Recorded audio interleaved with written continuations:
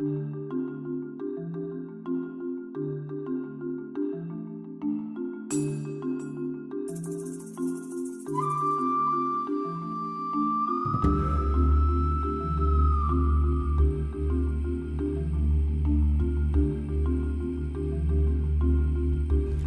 Avila is a young woman. She's studying high school at Tecnológico de Monterrey. She's interested in learning more about indigenous communities and the different challenges they have to face. She decided to do an expedition with her close friend Anna to a small village. Today I will visit a small village in Oaxaca. One of my best friends, Anna, is going to accompany me in this journey, and she will be my support in this investigation. I am glad to do this trip with you. We are going to meet with a girl called Daniela, who is going to introduce us to some of the people who live here and show us the place. Yes, this little girl suffered a case of discrimination in La Salle Settlers School because of his indigenous roots. Let's go and meet her and ask her. Let's go.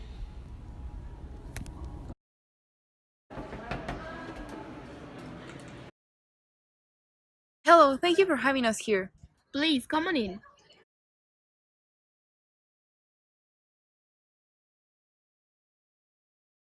Could you please tell us more about the discrimination case you suffered?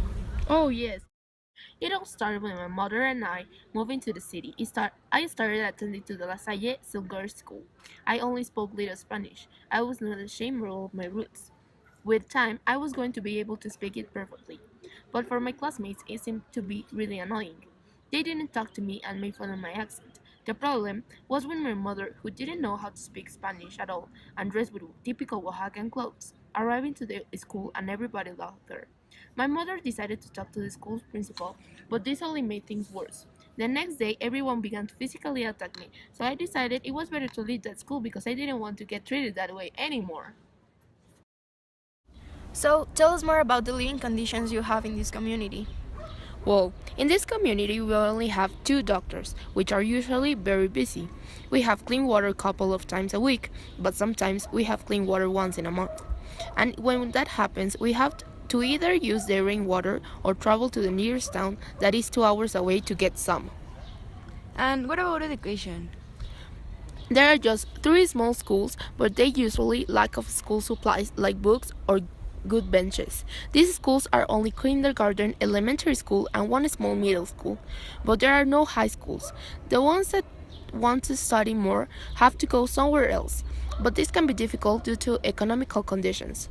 Commonly, kids only study primary school, and when they are done with that, they begin working in order to help their families. So this is one of the schools, as you can see. The facilities conditions are not the best. There's a lack of painting, walls are damaged, bathrooms are always dirty, there's not enough interactive material like books, and to add up with, some of the people who teach here are not well prepared. They lack of certain knowledge and teaching methods. These specific teachers usually write with orthographic errors, teach mistaken information, and get absent a lot of times. Her name is Sammy. She is 5 years old. She was born with a rare disease, and her parents have always fought for her life. They have had to go to Mexico City plenty of times because here the doctors don't have the medicine she needs. It has been difficult because many doctors and hospitals have given them bad attention and ignored them due to the way they look.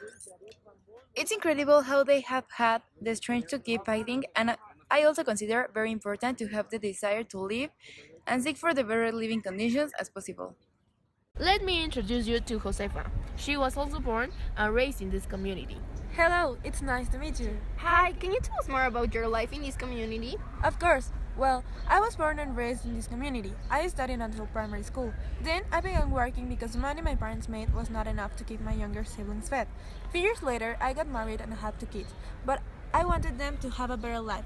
When they finished elementary school, we decided it was time for them to move to the city for them to keep studying. It is difficult to find complete education where there is no higher degree school. Do you think your children will have the same job opportunities than a man born and raised in the city? Well, I don't know, but I hope they do. I strongly believe my children are as capable of anything as any other man their age. Thank you for having us here. You have nothing to be grateful for.